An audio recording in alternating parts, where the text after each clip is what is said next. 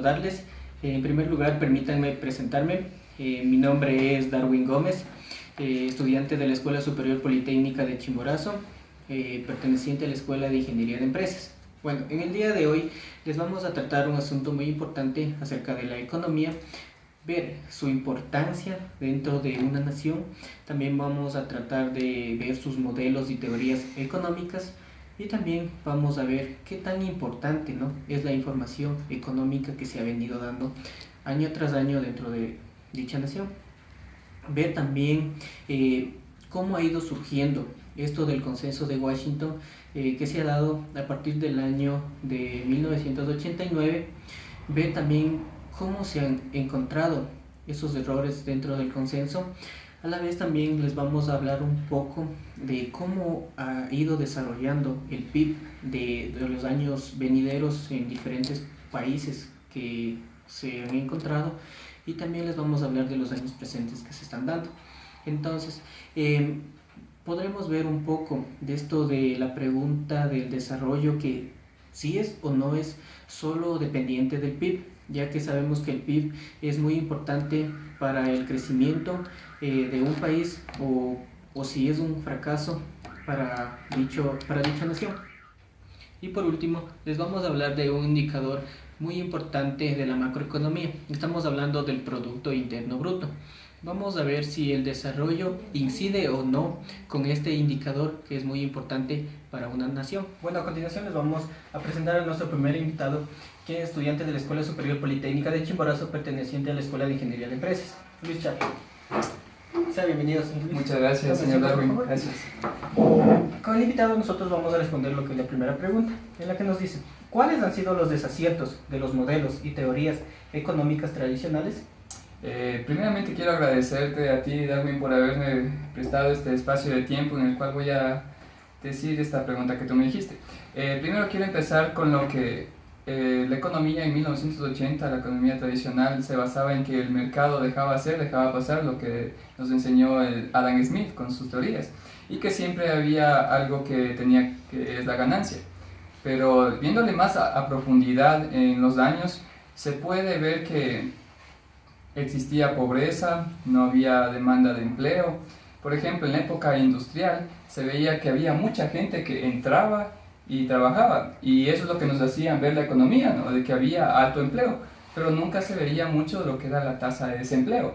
Entonces ese es un error, porque la gente piensa que todo está en alto crecimiento y no existe un decrecimiento.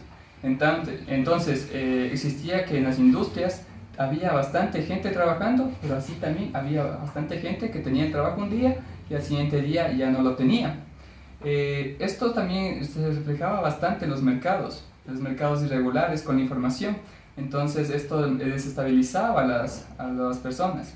Se hizo un censo en el cual se reflejaban varios resultados en que las personas le preguntaban cómo estaba su economía. Y había gente que claramente decía que no tenía dinero y así, y se decía cómo, si es que los índices decían que sí tenían bastante dinero. También se quejaban de que no había protección, no había salud y muchas otras cosas importantes, de las cuales dejan varias incógnitas, porque si debería estar presente o no el mercado con esta ley que decía de Adam Smith. Entonces eso es uno de los errores de que se manejaron en esta época. Bien, eso ha sido todo con el primer invitado, que ha sido Luis Chávez. Gracias. A continuación le vamos a presentar a nuestra segunda participante, estudiante de la Escuela Superior Politécnica de Chimborazo, perteneciente a la Escuela de Ingeniería de Empresas. A continuación, Lisbeth Quispe. Hola, Lisbeth. Toma asiento, por favor. Con ella vamos a responder lo que es la segunda pregunta, en la cual nos dice: ¿cuán importante es la información en la economía? Es muy importante la información en la economía, ya que nos ayuda a incrementar los niveles de conocimientos, ya sean prácticos o técnicos.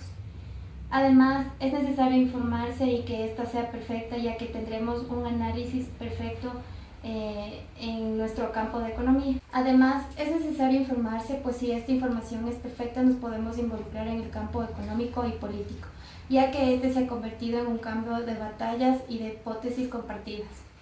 La información de la economía debe ser perfecta, porque así tendremos un marco de análisis apropiado, ya que la economía depende de modelos teóricos provenientes de ideas sustentables y basado en algo verídico expuesto anteriormente. Como se dice, el conocimiento puede hacer la diferencia.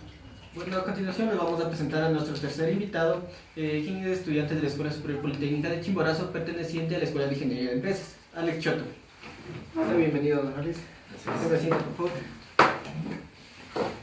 Vamos a resolver lo que es la tercera pregunta, en la cual nos dice, ¿en qué consisten las políticas implementadas a partir del consenso de Washington? Muchas gracias por la invitación. Bueno, esto consiste en hacer un conjunto de recomendaciones de política que se dio a inicios de los años 1990, con el fin de llegar a los gobiernos de países latinoamericanos, que eran países emergentes, y también a organismos internacionales como el Fondo Monetario Internacional, FMI, el Banco Mundial, entre otros, con el fin de ayudar al desarrollo económico de los países incluidos en este tratado. Está constituido por tres elementos centrales, que son un diagnóstico de la crisis en la que estaban inmersos los países latinoamericanos, un conjunto o un paquete de medidas de política de estabilización económica que ayudaban para aplicar a corto plazo, y otro paquete de medidas que eran estructurales que ayudarían a corto y mediano plazo. Dentro de esto, ¿cuáles son los errores de su aplicación?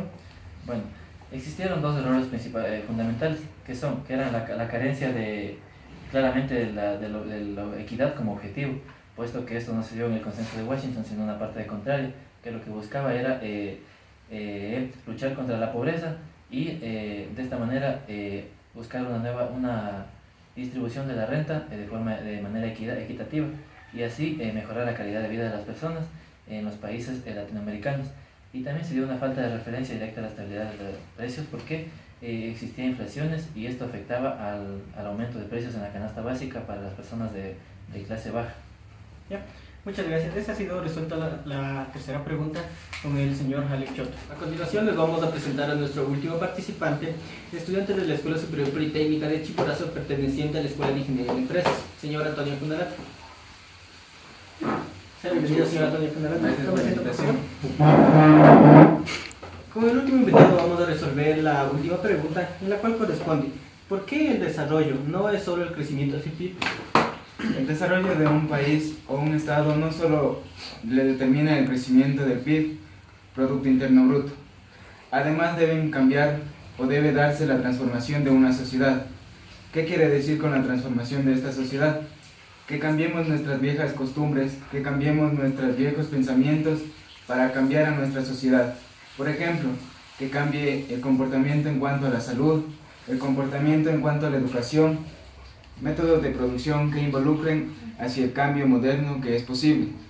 Existen tres aspectos importantes por lo que no solo el desarrollo es el PIB, Producto Interno Bruto. Uno de ellos es aceptar que una economía que eleva su PIB no es una economía desarrollada. Es decir, este es un país que solo incrementa su producto per cápita.